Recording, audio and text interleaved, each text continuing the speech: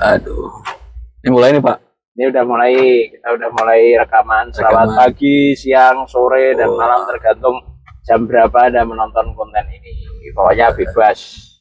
Nah, kita ada satu tamu spesial. Salah, Pak. Salah ya? Salah. Kenapa? Saya kan jadi ini ya, apa? Jadi apa? Pewawancara. Ya enggak lah, saya mau wawancarai lah, wakil mobilku kok. Jadi kita ada tamu yang spesial kali ini. Beberapa waktu yang lalu, konten sebelumnya kita sempat kedatangan seorang pandit Wanebi. Pandit Wanebi. Namanya Gigih gitu. Kalau sekarang itu kita kehadiran salah seorang penggerak generasi muda. Iya, penggerak generasi muda. Dia aktif di beberapa kelompok, di beberapa komunitas yang temanya memang generasi muda. Namanya Sahib. Coach Sahib. Nah, kita mungkin nanti akan ngobrol-ngobrol ya, karena memang sekarang itu kan banyak apa ya, kalau orang aktif di politik terus kemudian menggunakan isu muda itu sebagai bahan jualan. Betul. Ya kan, bahan jualan gitu. Terus kemudian akhirnya sebagaimana ada politisi yang pengen terlihat pintar, ada yang pengen terlihat muda, ada yang pengen terlihat cinta lingkungan dan lain sebagainya. Nah, tapi kali ini kita tidak berniat untuk terlihat muda gitu, karena emang udah gak terlalu muda juga. Tapi kita memang mau mendengar bagaimana sih sebenarnya aspirasi politik dari generasi muda. Benarkah generasi muda itu seapolitis itu, Coach Syahid? Benarkah? Aku sebetulnya gugup sih, Pak. Ya nggak apa-apa, ngobrol aja bebas. Ya, kalau bicara soal generasi muda seapolitis itu sebenarnya tergantung ya. Tergantung apa ya? Anak muda itu ingin dijadikan apa sih di sana gitu. Oke. Anak muda ingin dijadikan apa di sana. Problemnya hari ini kan mungkin banyak politisi-politisi oknum yang melibatkan atau istilahnya melihat anak muda itu sebagai objek aja gitu. Oke. Sebagai objek, sebagai orang yang bisa disentuh agar suaranya juga bisa mengalir ke politisi tersebut. Oh gitu ya. Gitu. Jadi hanya dianggap sebagai hitungan suara saja. Hanya dianggap sebagai hitungan suara. Oke. Padahal secara peran sebagai pemaksimalan fungsi itu kan sebetulnya energinya besar. Secara semangat juga besar. Mereka juga kalaulah misalkan diminta bantu untuk terlibat lebih luas dan lebih dalam, sepertinya ya mereka juga akan bisa bermain lebih bagus lah gitu kan, memainkan dari segi energinya, otaknya gitu kan, idenya dan lain-lain. Nah, soal mereka bijaksana atau tidak dalam memainkan peran itu kan berbeda hal ya, Pak. Ya. Yang penting mereka itu sedang kalau kita sedang kehausan itu ya mereka itu sedang kehausan itu. Oh gitu. Pengalaman memang nggak punya. Ya, dari segi kapasitas dan kompetensi juga mungkin pas-pasan, tapi kan yang ingin mereka rebut itu ya keberanian gitu. Mereka punya keberanian, mereka punya keinginan. Rasa-rasanya kalau diberikan ruang lebih luas ya mereka juga nggak seapolitis yang kita bayangkan. Jadi sebenarnya kalau seumpama kan ini ada banyak ya riset ya tentang generasi Z, kemudian generasi Alpha. Nah, itu mereka dicap sebagai generasi yang apolitis. Gitu. Mereka apolitis. Nah, tadi kalau Sahib kan menyampaikan, Mas Sahib ini menyampaikan kalau ternyata sebenarnya nggak seapolitis itu. Cuma perkara mau dijadikan sebagai objek aja, sebagai penambah suara. Atau terus kemudian benar-benar mau dijadikan sebagai subjek yang diberi peran aktif di dalam proses pembangunan. Tapi tadi kelemahan kalau yang disampaikan dari Coach Sahib itu tidak memiliki pengalaman, belum memiliki kapasitas dan sebagainya. Tapi apakah benar itu kelemahan? Karena kalau menurutku di satu sisi itu mungkin bisa dianggap sebagai kelemahan ya. Tapi di sisi yang lain justru kelebihan. Nah, kenapa? Karena pengalaman itu ya, ini perlu tak sampaikan nih. Pengalaman itu kadang-kadang menjebak kita. Kan katanya pengalaman adalah guru yang terbaik. Betul. Ya kan? Tapi padahal pengalaman itu seringkali menjebak kita, membuat kita kecut ya, untuk menyelesaikan masalah yang berbeda dengan cara yang sama. Iya. Jadi gak ada salah satu hal yang out of the box gitu ya. Out of the box-nya itu nggak dapat gitu. Karena memang udah pengalaman kan, udah kayak gini biasanya juga nanti kayak gini. Setelah ini ya biasanya kayak gitu lah. Ya, idenya itu udah masuk akal semua. Idenya udah masuk di akal semua, udah masuk di boxnya. Mungkin karena boxnya udah gede gitu, udah punya banyak pengetahuan gitu. Kalau generasi muda mungkin out of the box, sekarang memang belum ada boxnya. tapi ini menarik ini. Jadi catatan pertama kita itu tidak mau dijadikan hanya sekedar sebagai objek, tapi ingin menjadi subjek dari proses pembangunan. Memang selama ini sering merasa dijadikan objek. Ya mungkin ketika kita salah satunya lah ya, ketika saya ngobrol mungkin dengan kawan-kawan di tongkrongan itu melihat suasana dan nuansa politik di TV-TV misalkan kan, di media sosial gitu kan, orang-orang yang sudah melintang waktu ya, dan kesempatannya itu hadir di politik kan, lebih banyak justru memperlihatkannya itu apa ya, menilai anak muda itu sebagai gimmick. Contoh misalkan hanya soal pakaiannya, memakai baju anak muda, lalu kemudian ornamen-ornamennya, peralatan-peralatannya, ada motor, ada mobil gitu kan, desain seanak muda mungkin, tapi secara akomodir keinginan dan kebutuhan anak muda itu kan masih pertanyaan yang sangat besar. Apa mungkin gitu ini anak muda itu bisa dilibatkan lebih jauh, walaupun berbicara muda itu kan bukan hanya berbicara umur saja ya Pak ya, tapi berbicara soal istilahnya ya, soal idenya juga, soal kemampuannya juga, soal kan perbedaannya itu antara berani atau tidak berani, mungkin salah satunya idenya itu apakah segar atau tidak gitu kan. Ada contoh misalkan isu yang hari ini banyak digaungkan oleh anak muda itu keadilan antar generasi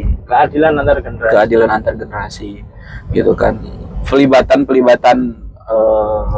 anak muda dalam meliding isu, lalu kemudian dalam dalam box politik gitu kan, dalam pengambilan kebijakan dan lain-lain, apakah ada tidak gitu ruangnya gitu, atau justru anak muda hanya dijadikan sebagai ornamen gimmick saja.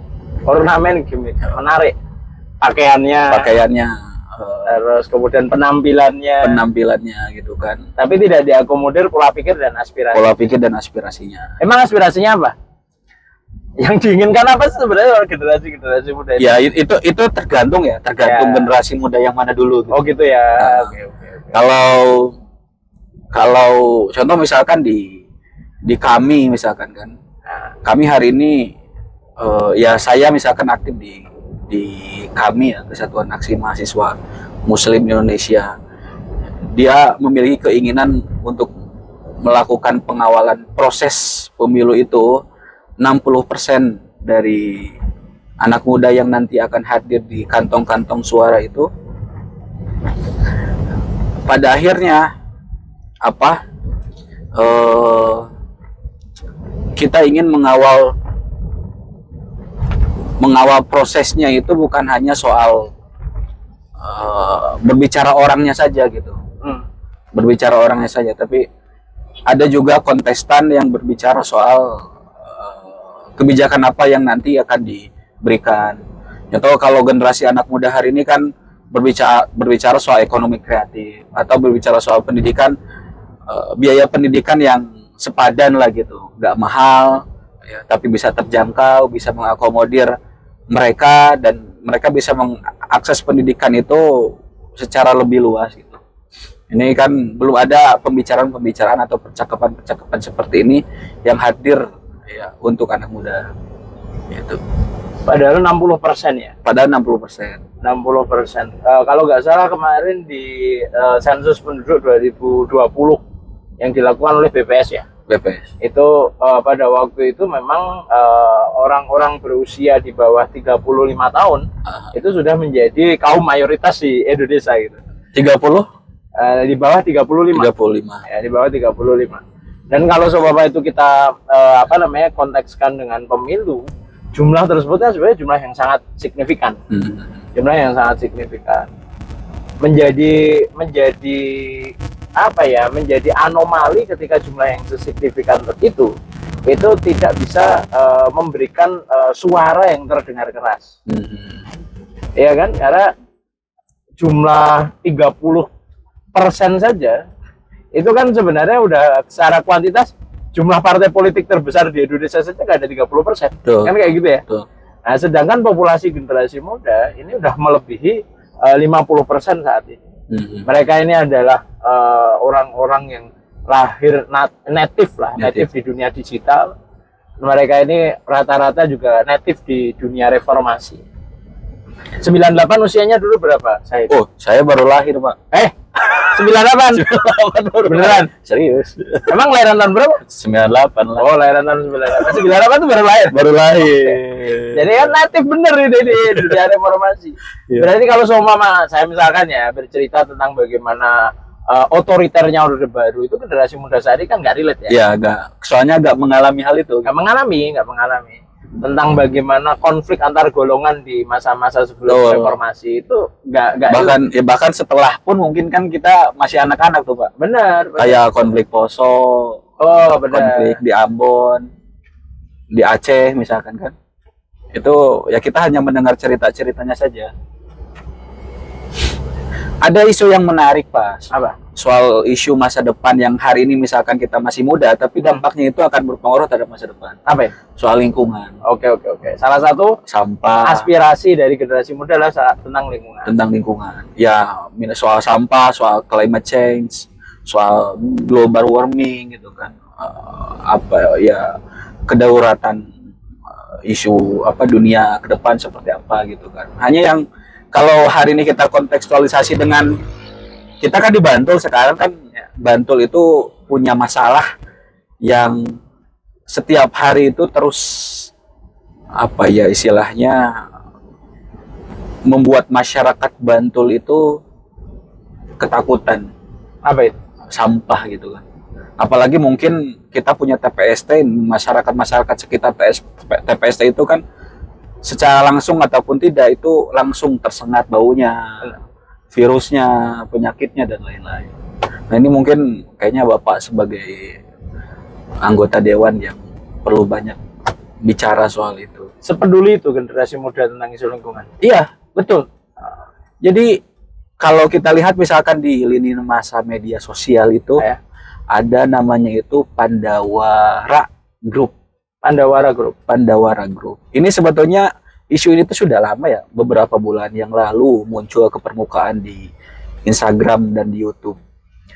Ini soal 5 sekawan orang Sunda. Oh iya? Orang Sunda di Jawa Barat. Ini 5 atau sekawan? 5 sekawan. Sekawan itu kan 4. 5 kawan. Berarti. Oh iya. Ini kalau di Jawa itu 5 sekawan itu artinya 4. Sekawan itu 4 ya? Iya. Tapi kalau ini 5. Nah, di beritanya itu 5 sekawan. Oh gitu. Kan, sekawannya itu ada 5 berarti kan. Orang Sunda. Gimana itu? Jadi mereka yang 5 ini awal mulanya tertrigger dari keresahan di kampungnya sendiri.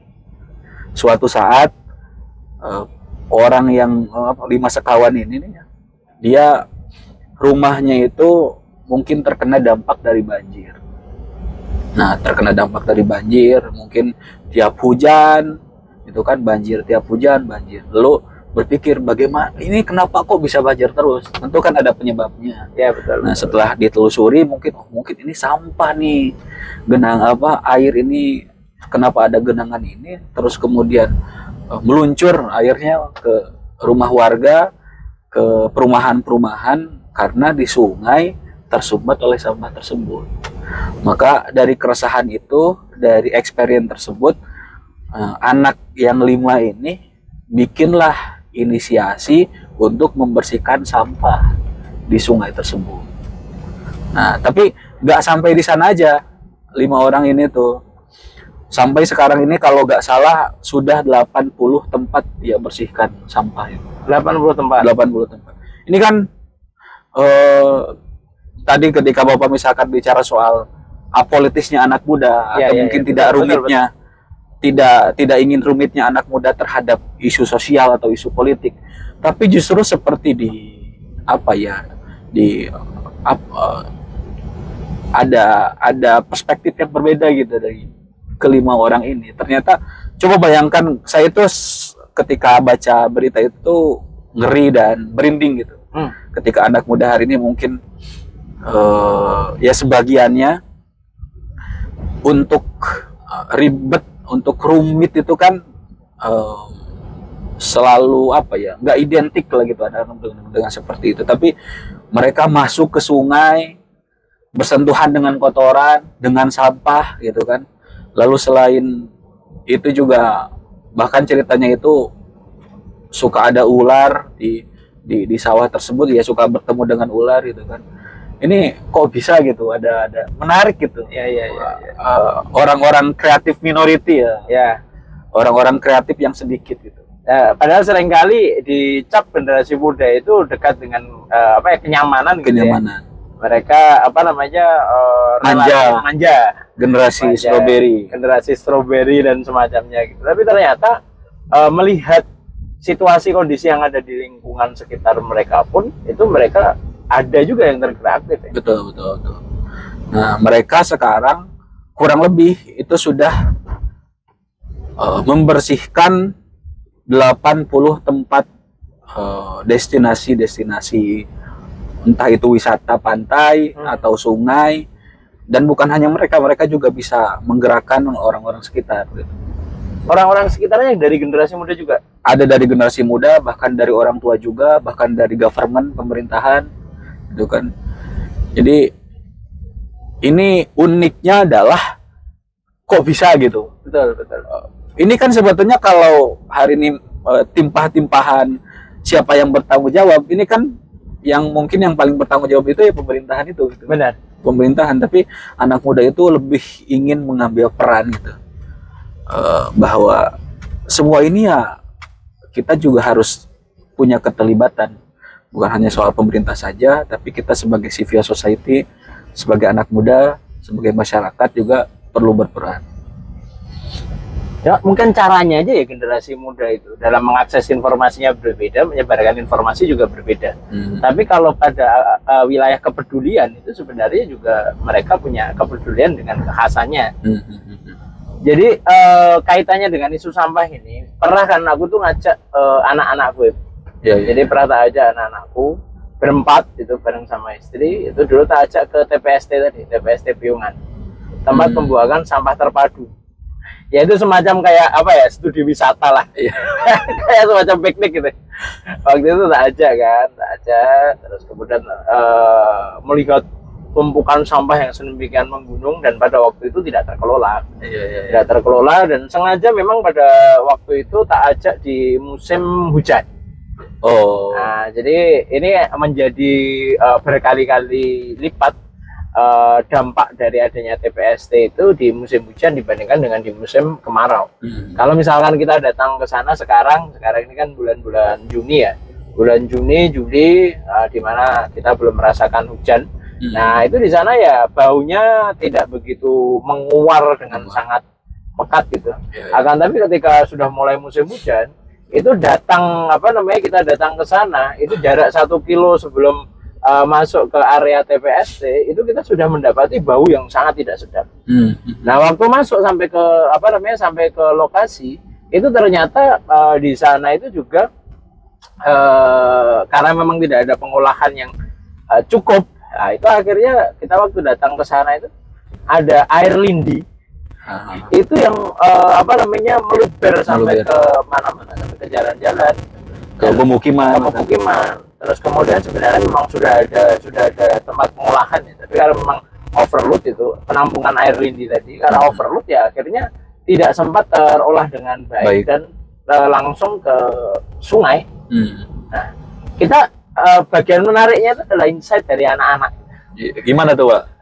Jadi kan saya selalu ya kemanapun itu kita coba 4F kan anak. Fakta apa yang kamu lihat, feelingnya bagaimana, kemudian findingnya apa, terus kemudian future-nya gimana gitu. Jadi feelingnya yang pertama fakta kan, waktu itu kita lihat fakta apa yang dilihat, ternyata ada tumpukan sampah, ternyata ada sapi makan Ditulis sampah. apa diuraikan Ditulis. pakai Pada waktu itu ditulis. Terus kemudian feelingnya gimana ya? Feelingnya sedih. Ada rasa sedih, ada rasa jijik. Nah, terus kemudian menarik ini. Kenapa? Karena ternyata memang banyak yang anak-anak itu karena tidak tahu secara langsung bahwasanya sampah itu juga sekedar ditumpuk. Itu mereka merasa nyaman-nyaman saja, mudah-mudah saja membuang sampah di tempat sampah gitu tanpa diolah, tanpa dipilah. Nah, kenapa? Karena mereka nggak melihat hasil akhir sampah tersebut itu seperti apa. Iya. Jadi akhirnya kepeduliannya kan berkurang ya.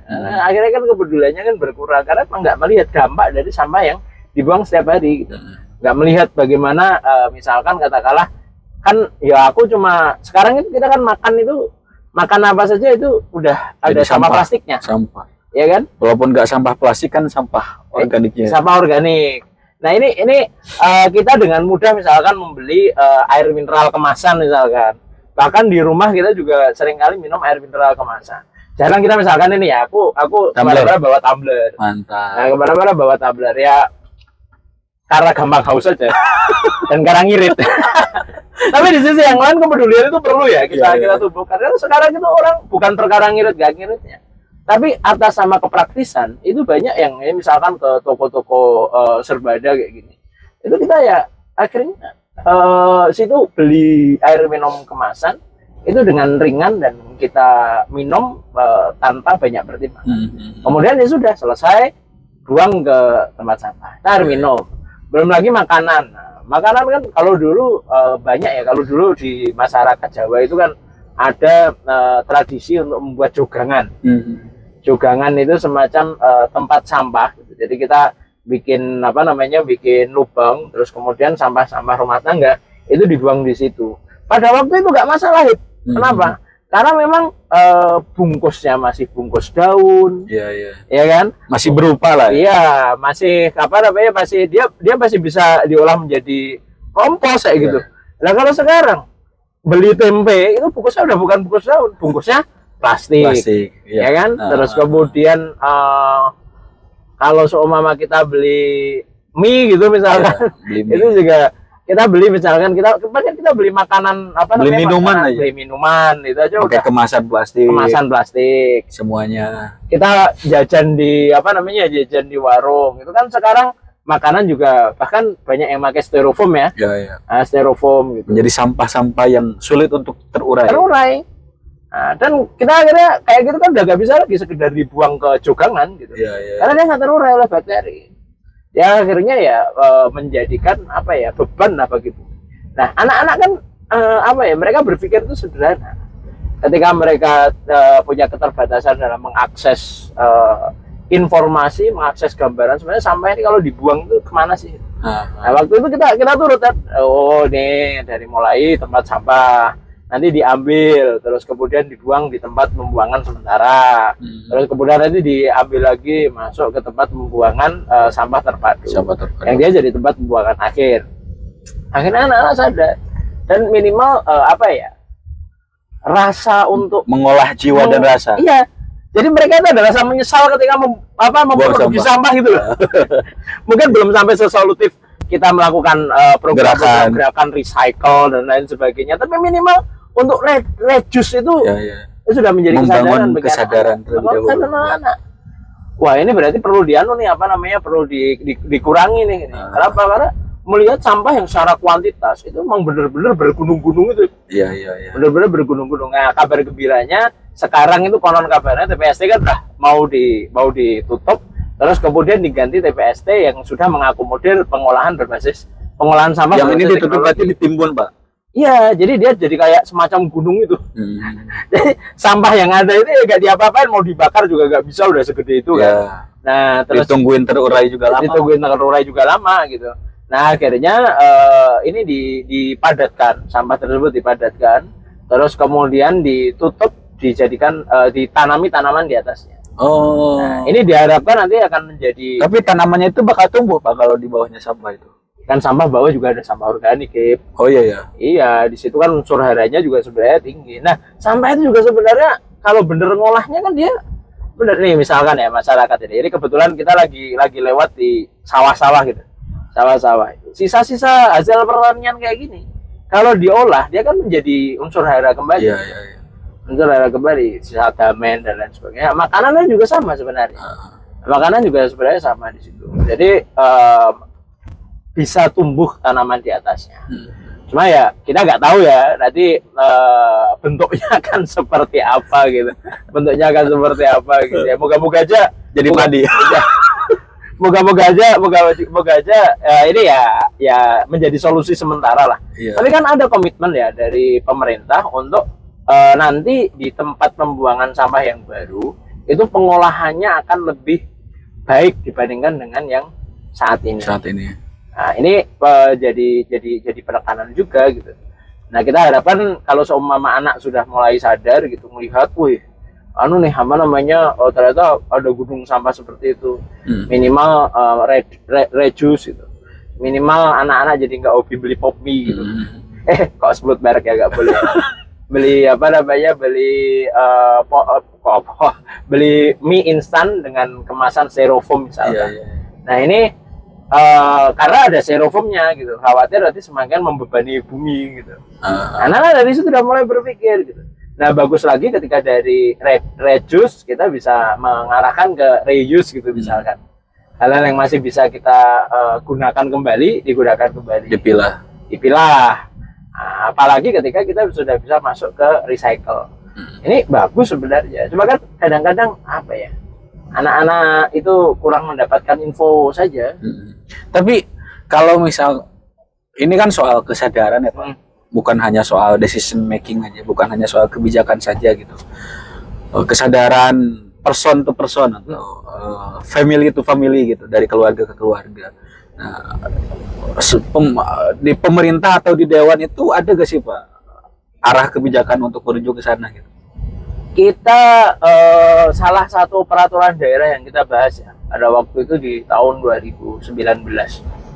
Pada waktu itu kita bahas bersama tentang bagaimana pengolahan sampah, terutama sampah-sampah rumah tangga. Kalau sampah industri kan memang udah banyak sekali ya aturan-aturan terkait ya, karena itu nanti juga akan berkaitan dengan izin-izin AMDAL dan lain sebagainya gitu. Nah, tapi kalau khususnya yang sampah rumah tangga ini, kita sudah menyusun perda juga, peraturan daerah. Dan kita dari perda tersebut salah satu tidak lanjutnya itu adalah gerakan, kalau untuk konteks Bantul itu ada Bantul bersih sampah 2025. Ya, ini bukan gerakan baru ya, karena sebelumnya sudah ada Bantul bersih sampah 2020. Ternyata Bantul bebas sampah 2020. Betul, waktu lagi. Ternyata tambah lagi. Ini perlu ditambah lagi kok. Nah, konsep dasarnya itu sebenarnya adalah mulai pilah dan olah sejak dini. Olah dan pilah sejak dini. Jadi semakin sampah itu selesai di hulunya, ini semakin bisa diselesaikan meminimalisir secara agregat. Iya. Jadi misalkan ya, kalau seumpama kita ke TPST, kenapa kok sampah di TPST tadi misalkan situ ada sampah plastik, ya kan? Sampah plastik sebenarnya bisa dimanfaatkan atau enggak? Bisa.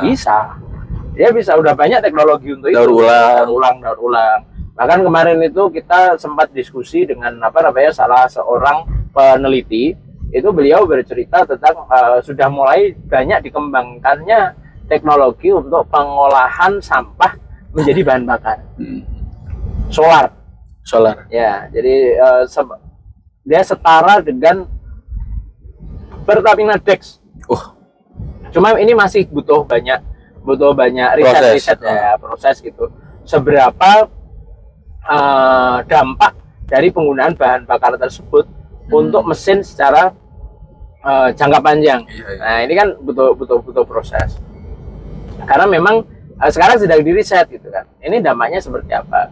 Tapi di luar itu ya banyak yang teknologi lebih sederhana. Misalkan sampah plastik menjadi batu bata. Semacam paving itu kan ada ya. Paving. Masuk menjadi semacam kayak karpet atau apa, itu kan sudah banyak yang ke situ gitu. Apalagi ini sampah plastik dari plastik yang sekarang mungkin tidak bisa dijual satuan. Kalau plastik yang bagus atau mungkin kemasan minuman, itu kan dia udah banyak yang bisa di recycle.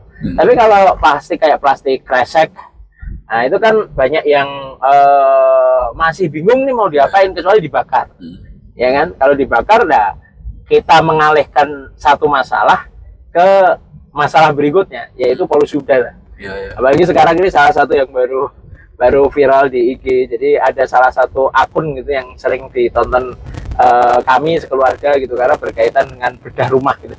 Bedah rumah itu membedah apa namanya, desain-desain rumah dan lain sebagainya. Biasalah anak muda itu nama akunnya. Nah itu di situ sedang dibahas tentang dampak membakar sampah gitu, terutama bagi hubungan antar tetangga. Jadi bukan pada lingkungan hidup secara luas, tapi ya bahkan hubungan antar tetangga. Minimal antar tetangga. Minimal ke tetangga. Ini ternyata dampaknya luar biasa berat. Nah, kalau seumpama sekarang kan udah banyak ya, ternyata udah banyak metode-metode yang mengakomodir sampah-sampah plastik tersebut agar bisa lebih memiliki kegunaan. Sudah banyak. Problemnya plastik tersebut itu bercampur dengan sampah-sampah organik. Sehingga akhirnya tidak bisa serta-merta diolah gitu. Jadi akhirnya sampah organik juga kan, sampah organik itu bisa banget diolah menjadi kompos gitu misalkan, ya kan. Dan teknologi untuk itu saya kira memang udah ada sejak dulu banget gitu. Karena kenyataannya sampah organik itu dibiarin aja dia juga sudah menjadi kompos kan kayak gitu. Nah ini bisa gitu, tapi karena problemnya lagi-lagi karena dia bercampur dengan sampah anorganik, sehingga tidak bisa serta-merta diolah menjadi kompos. Mau jadi kompos karena di dalamnya ada plastiknya, tidak bisa. Nah makanya kalau di peraturan daerah yang kami susun, yang fokusnya pada rumah tangga, sampah rumah tangga, ini kita mendorong agar pengolahan sampah itu semakin mulai dari hulu, mulai dari produsen. Mulai dari rumah. Nah, mulai dari rumah itu mulai memilah, terus kemudian memisahkan antara yang organik, yang anorganik. Nah, itu mulai dipisah agar nanti lebih mudah diolah. Nah, ini salah satu dorongan. Terus ya mulai dari perda akhirnya diturunkan dalam bentuk bantul bebas sampah 2025. Terus kemudian sekarang ini juga salah satu program turunannya itu dalam dana yang kita alokasikan berbasis pedukuhan, ada 50 juta per pedukuhan. Itu salah satu opsi kegiatannya adalah opsi pengolahan sampah. Untuk lingkungan berarti ya? Untuk lingkungan. Sebenarnya sudah kita dorong. Tinggal bagaimana men-trigger orang-orang di pedukuhan itu untuk sense of programmingnya itu menuju ke sana itu. Betul. Nah kita kan melihat apa ya, kalau urusan sampah ini kan nggak cukup kesadaran personal, perlu kesadaran kolektif, dan itu bersamaan. Nah problemnya itu loh. Karena kalau kesadaran personal itu bakal lelah gitu. Bakal lelah tadi ya, misalkan inisiasi yang sudah dilakukan oleh teman-teman di komunitas Pandawara tadi.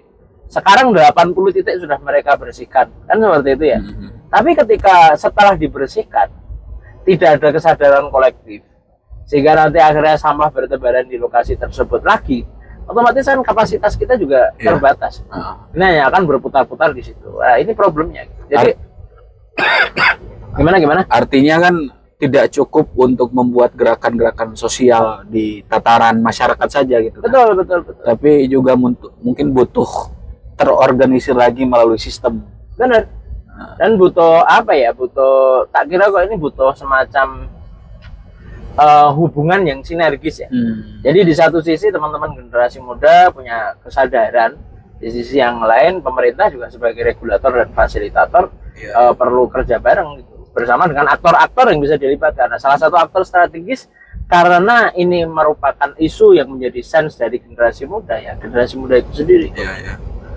Kalau misalkan Pak, ini kan masalah produsen sampah itu kan mulanya dari pabrik-pabrik tuh Pak. Benar.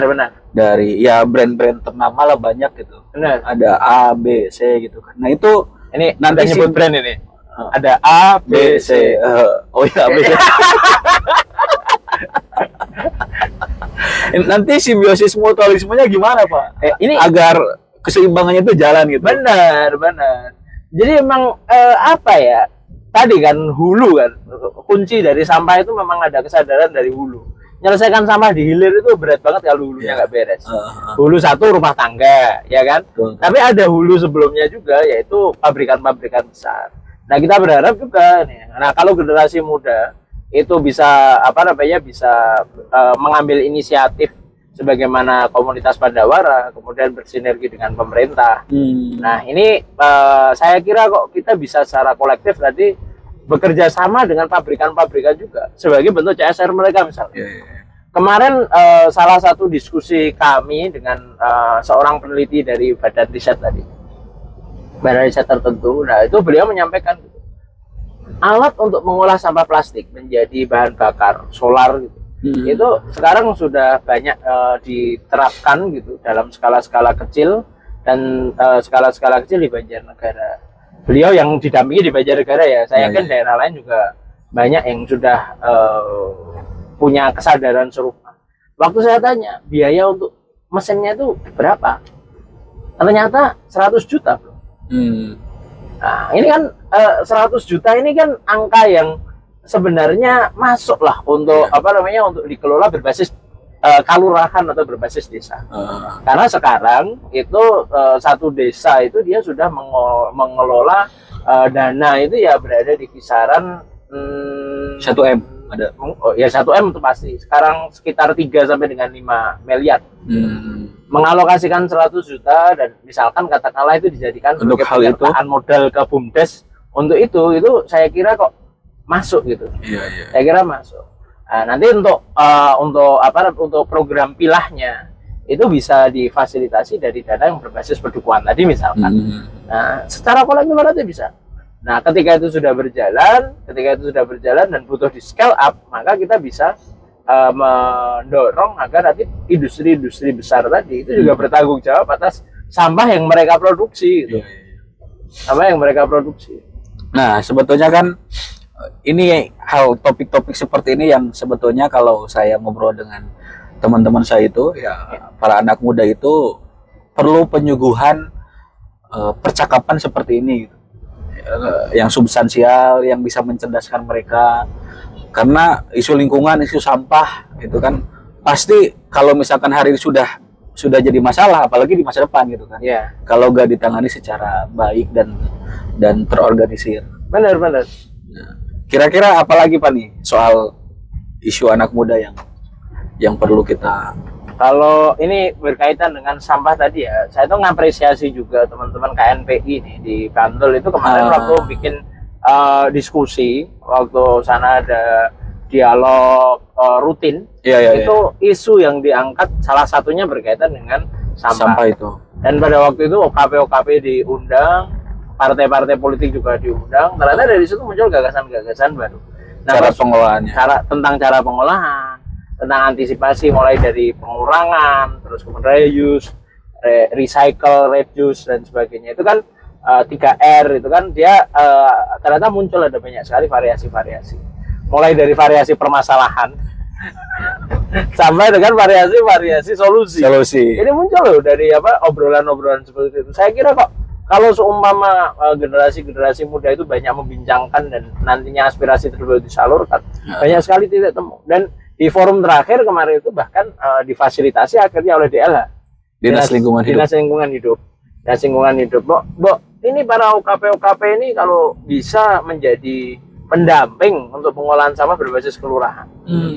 Nah ini menarik. Ruang untuk berpartisipasi aktif udah sangat dibuka lebar.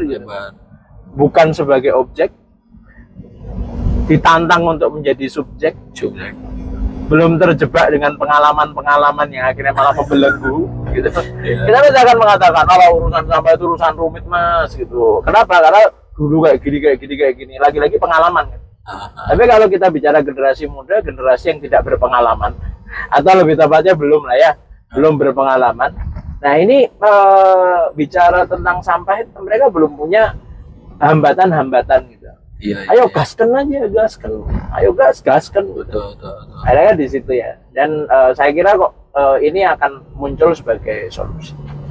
Nah, membangun kolaborasi untuk memaksimalkan potensi antara generasi tadi agar tidak terjadi kesenjangan. Masing-masing punya sisi kuat, di sisi yang lain juga punya sisi lemah. Generasi muda tadi misalkan mengatakan kami nggak punya pengalaman gitu. Ini juga sisi kuat sekaligus sisi lemah. Generasi tua mengatakan kami punya pengalaman. Ini juga sisi kuat sekaligus sisi lemah.